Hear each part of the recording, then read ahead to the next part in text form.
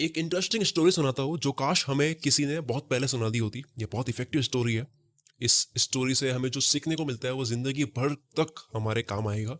और ये real story है। ये स्टोरी है एक किंग और उसके वजीर मंत्री की। वजीर राजा के दरबार में सबसे पुराना और सबसे ट्रस्टेड आदमी था। राजा एक बार के लिए अपने बेटे पे शक कर सकता था, लेकिन वजीर की कही हुई बात को वो आंख बंद करके विश्वास करता था। और ये ट्रस्ट और इंटीग्रिटी की रिलेशनशिप करीब 30 साल पुरानी थी। यस, 30 साल पुराना ये विश्वास चल रहा था। 30 साल से वजीर ने राजा को कभी डिसअपॉइंट नहीं करा। हर एक डिसीजन जो राजा के लिए वजीर ने लिया हमेशा सही साबित हुआ, बेनिफिशियल रहा। लेकिन इतनी लंबी सर्विस के दौरान वजीर को कई तकलीफें उठानी पड़ती थी। जैसे कि राजा के लिए वो अपनी फैमिली को वक्त नहीं दे पाता था। बहुत लोगों से उसको दुश्मनी भी मोल लेनी होती थी, सिर्फ इसलिए ताकि राजा को खुश किया जा सके।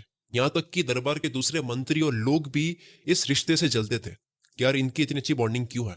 उन्हें फील होता था कि यार राजा हम पर इतना ट्रस्ट नहीं करता है, इतना ट्रस्ट दिखाता नहीं है राजा हम पे, तो ये इस वजीर पे क्यों दिखाता है। इसीलिए दूसरे दरबारी हमेशा वजीर को राजा के सामने हमेशा नीचा दिखाने की कोशिश करते, बदनाम करने की कोशिश करने में लगे रहते थे, जो कि वो कभी सक्सेसफुल नहीं हो पाए। बट कहते हैं ना कि टाइम बहुत ही वॉलेटाइल चीज है। अगर आप लगे रहो किसी चीज के पीछे एक लंबे टाइम तक तो वो मिल जाता है। तो लोगों ने रिश्ते को खराब करने की बहुत कोशिश की और फाइनली हुआ क्या। वजीर राजा के कैंपियंस और मिशंस में इतना बिजी हो गया कि उसे टाइम ही नहीं मिला ये पता करने में कि एक बड़ी भारी साजिश चल रही है उसे गद्दार साबित करने की, वजीर को गद्दार साबित करने की। और आखिर में सबने मिलकर राजा को झूठे एविडेंस देकर, झूठे प्रूफ दिखाकर ये प्रूव कर दिया कि वजीर धोखेबाज आदमी है और जल्द ही राजा की राजगद्दी पर दुश्मनों के साथ मिलकर अटैक करने वाला है। बाकी दरबारी भी कम नहीं थे, जो ये सब साजिश रच रहे थे ये भी कम नहीं थे।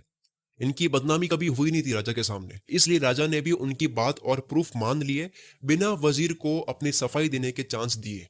वजीर को बोलने का मौका नहीं दिया गया। मतलब 30 साल पुराना रिश्ता चल रहा था और किसी और के कहने से इतना बड़ा रिश्ता भी फीका पड़ गया। राजा ने उसे सजाए मौत सुना दी।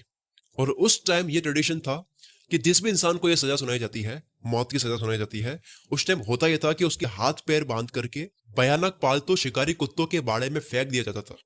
एक ऐसा बाड़ा होता था, वहां पे बहुत सारे कुत्ते थे, भयानक शिकारी थे वो, और उसमें फेंक देते थे अगर उसको सजाए मौत सुनाई जाती थी, जो कि उस इंसान की चमड़ी उधेड़ देते थे। बहुत ही भयानक सजा थी है। और ना केवल चमड़ी बल्कि हड्डियां तक नहीं छोड़ते थे।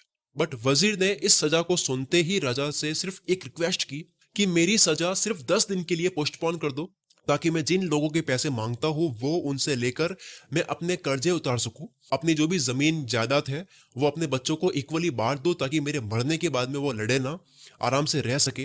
तो राजा ने रिक्वेस्ट को आखिरी इच्छा मानकर एक्सेप्ट कर लिया। ठीक है, 10 दिन पोस्टपोन कर लेते हैं। तो जैसे ही उसको चांस मिल गया उसके बाद में वजीर घर गया तुरंत भाग करके, और 100 गोल्ड कॉइन्स घर से लेकर उस शिकारी के पास पहुंचा जो उन शिकारी कुत्तों को संभालने का काम करता था, देखभाल करने का काम करता था। वही कुत्ते जो 10 दिन बाद में इसी वजीर को खाने वाले हैं।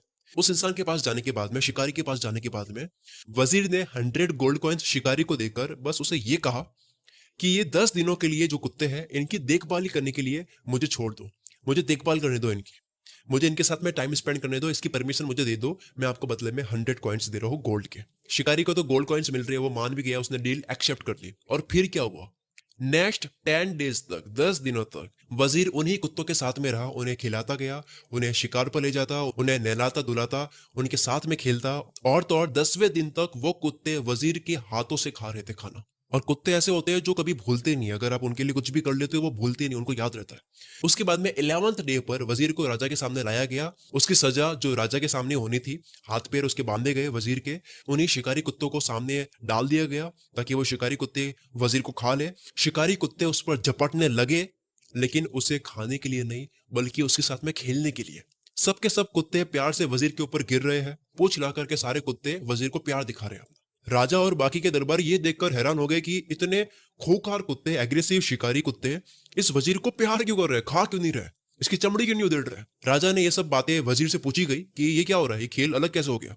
वजीर बोला कि महाराज मैंने इन कुत्तों की सिर्फ 10 दिन देखभाल करी है, सिर्फ 10 दिन की देखभाल की वजह से ये मुझे मारने से मुकर गए, बल्कि मुझे प्यार दे रहे हैं।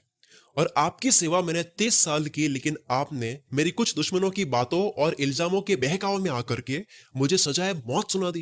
राजा शर्म से पानी पानी हो गया। उसे अपनी गलती का एहसास हुआ, उसकी सजा को माफ किया और उसने वजीर को उसकी पोजीशन फिर से दे दी कि फिर से तुम काम करो, तुम तो विश्वास के लायक हो। और उन सारे दरबारियों को जिन्होंने साजिश रची थी उनको वजीर के हवाले कर दिया, जिन्होंने राजा के कान भरे थे।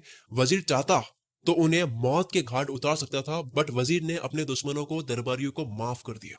वजीर के माफ करने की वजह से राजा की नजरों में ये और ऊपर उठ गया। वजीर अगर ऐसा कुछ करता कि अपनी इनोसेंट से राजा को समझाने की कोशिश करता, अगर वो अपनी मासूमियत साबित करने की कोशिश करता कि यार मैं नहीं हूं, मैंने ऐसा नहीं करा है, तो शायद उसकी मौत हो जाती। तो शायद कुत्तों ने वजीर की चमड़ी उधेड़ दी होती। लेकिन वजीर ने सोचा कि मैं अपने आप को सही साबित वर्ड से करने से अच्छा एक्शन से साबित करूं, एक्शन से दिखाऊं राजा को कि वो कितनी बड़ी गलती कर चुका है, राजा ने कितनी बड़ी गलती करी है, उसके वफादार वजीर पर शक करके। So the lesson is, argument करने से अच्छा, बोलकर बताने से अच्छा है कि एक्शन से आप प्रूव करो चीजों को।